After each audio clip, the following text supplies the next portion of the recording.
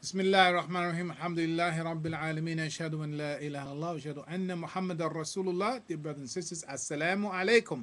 Thank you for joining us again for this, the eighth segment of the introduction to the Sacred Life Project. Let's go ahead and pick up right where we left off in talking about the human being. The human being in the distinctions that need to be made. And that is, there's the anatomy of the physiological person, that is, these bodies. But then there's the person on the inside. There's the heart and the mind, the inside person. Even the Arabic word insan, one of the important ways that you can use to understand that word to get concrete meaning for it. Insan, just take the English word inside and the English word man and make a compound word out of it. Inside man. Al insan is the inside man. That is the man inside. Now, not just because this is a biological male speaking to you, man is a term that is singular as well as plural. So it includes men and women, biologically speaking. So Al Insan is the real creature. That's another name for this Adam that we're talking about, Al Insan. And Nas, also another word that's used to apply to the person on the inside or the life on the inside of this physiological form that we call human being. So we want to make this distinction. When you see a biological body like this, it doesn't mean that that person is actually living the sacred life. They are not actually living the life that they're created for necessarily. The biological form is just the vessel, the vehicle, the container for the inside man, the creature on the inside. Now, that life on the inside is the sacred life, and it's that life that has to be evolved. It's that life that Al Islam is designed to uh, uh, grow, that is designed to cultivate, nurture, cause to flourish. That's what Al Islam is about. Now, that sacred life that Allah created and that we know as Adam is not something that's automatic. It's not something that is automatic in potential. That is, every physical body that comes forward, the potential of this atom is there. And we've taken last week, pardon me, last segment, we talked about Imam Muhammad rahimahullah explaining that human beings were on the earth a long time before Adam was on the earth. This is an expression in light of this knowing, in light of understanding that person can be in a biological form called human, but not be living the life that Allah created them for. So, human beings, if you look at human beings historically, then there was a long time that human beings, these human beings, Homo erectus, however you want to describe it, this physical human being, there was a time when we didn't have language. There was a time when we couldn't, make fire. There was a time when we didn't know how to build homes. There was a time when we were competing with other animals for the same food. Yes, I mean that's a part of our entire historical evolution. But as you look, and I'm not talking about Darwinian evolution. It's a whole nother story. But human beings do definitely evolve, but we evolve on a track that's explicitly our own. Just like bananas evolve on a certain track and apples evolve on a certain track. Coconuts evolve on a certain track and other, vegetables, fruits, trees, or whatever evolve on a certain track. It's like, a coconut is not the evolution from a banana or vice versa. Well, in the same way, human being is not an evolution from a monkey. So it's just, let's move on.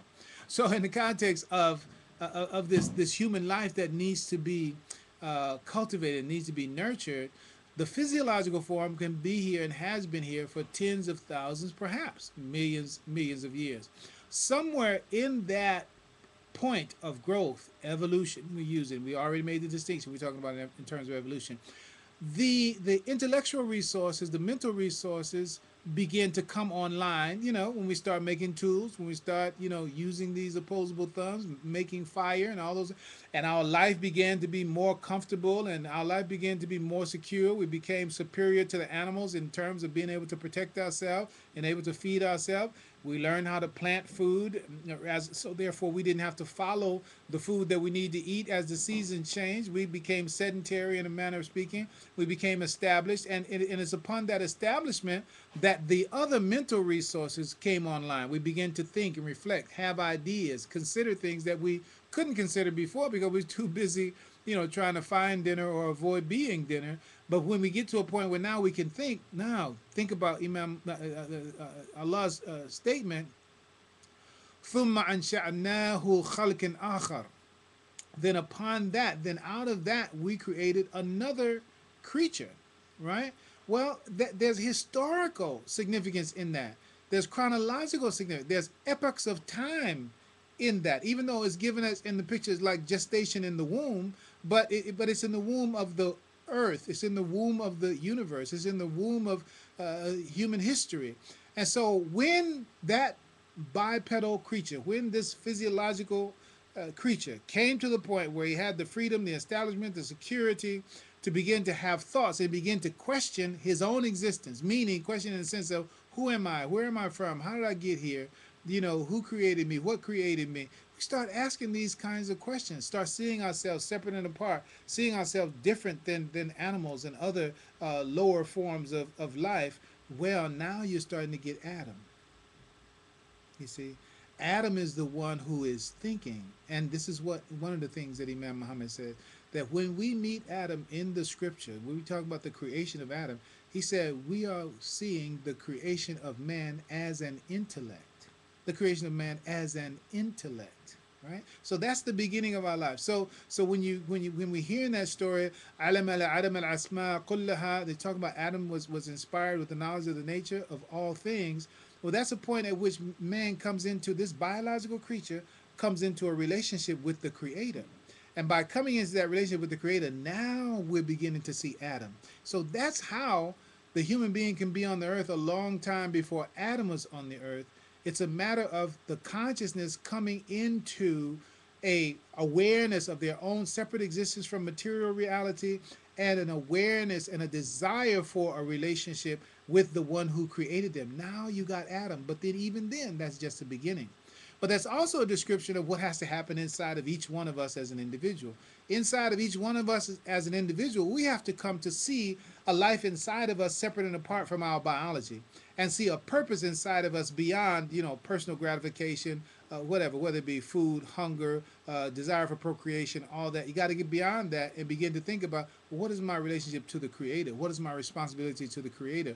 And how do I advance my life? And what is my purpose? And what is intended for Him or by Him in His creating me? Well, now you're Adam. Now you're beginning. But then that is just the beginning.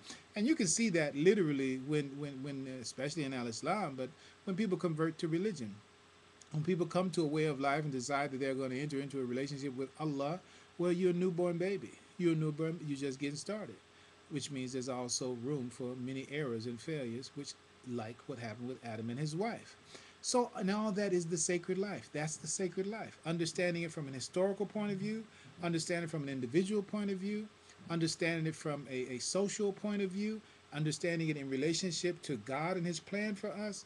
That is the sacred life. So the Sacred Life Project is about laying out how Imam Muhammad has elaborated on it. He's explained all this. The only thing is that we just haven't had it in this categorized, cataloged, codified way, so that not only it'd be easier learned for some. He did exactly what he's supposed to do.